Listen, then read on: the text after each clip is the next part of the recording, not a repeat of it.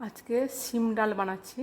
তার জন্য প্রথম আমি কড়াইটা বসিয়ে দিলাম, তার মধ্যে পরিমাণ মতো তেল দিয়ে দিলাম। সিমগুলোকে আগের থেকে ভালো করে ধুয়ে পরিষ্কার করে রেখেছি। এবার আমি এই সিমগুলোকে ভেজে নেব। সিমগুলো ভাজার জন্য তেলের মধ্যে দিয়ে দিলাম। সিমগুলো ভাজার সময় আমি এতে অল্প পরিমাণ নুন ছড়িয়ে দিলাম, তাহলে সিমগুলো ভালো ভাজা হবে।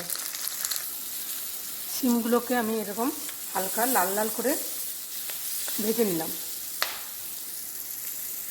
এবার আমি সিমগুলোকে একটা আলাদা পাত্রে তুলে রাখছি।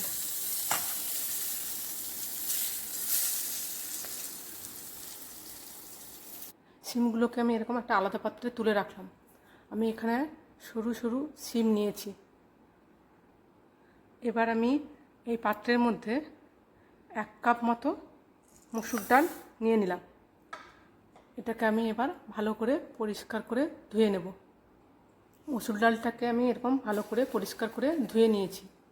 আর আমি একটা কড়াইয়ের মধ্যেই যেটাতে সিম ভেজেছি ওটাতেই রান্না করব, কারণ এই মসুর ডালটা তাড়াতাড়ি সেদ্ধ হয়ে যায়। তোমরা চাইলে কুকারে একটা সিটি দিয়ে নিতে পারো।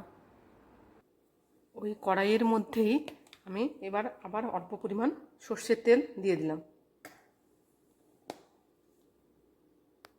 এবার সর্ষের তেলটা গরম হয়ে যাওয়ার পর আমি এর মধ্যে 5 ফোড়ন দিয়ে দিলাম পরিমাণ মতো।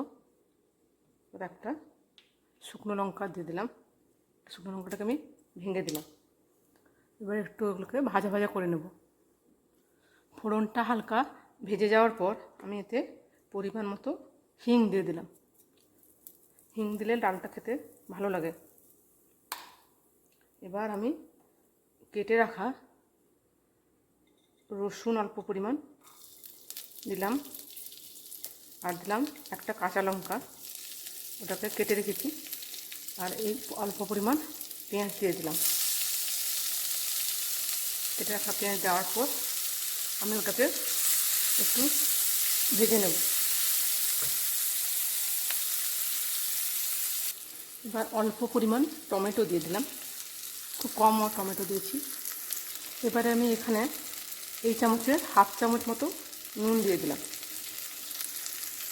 এবার হলুদ দিয়ে দিলাম। আমি এবার এটাকে অল্প ভেজে নেব। এবার মশলাটা ভাজা ভাজা হয়ে গেছে, পেঁয়াজটা লাল হয়ে গেছে। এবার আমি ধুয়ে রাখা মসুর ডালটা এর মধ্যে দিয়ে দিলাম।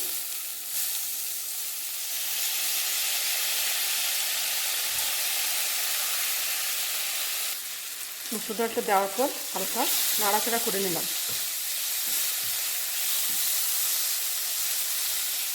এটাকে বেশি ভাজার দরকার নেই, অল্প একটু আমি হালকা ভেজে নিলাম।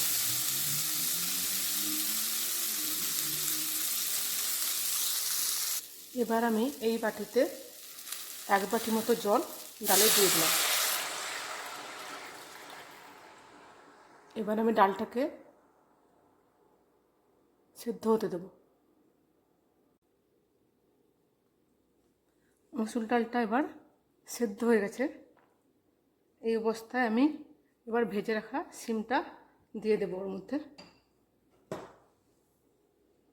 ভেজে রাখা সিমটা ডালে দিয়ে দিলাম।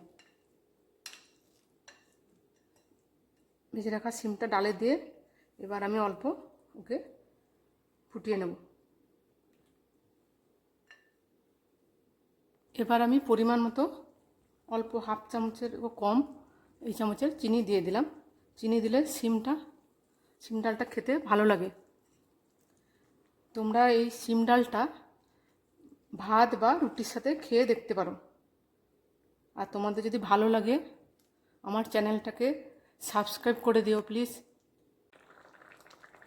সিম দিয়ে মসুর ডাল রেডি হয়ে গেল।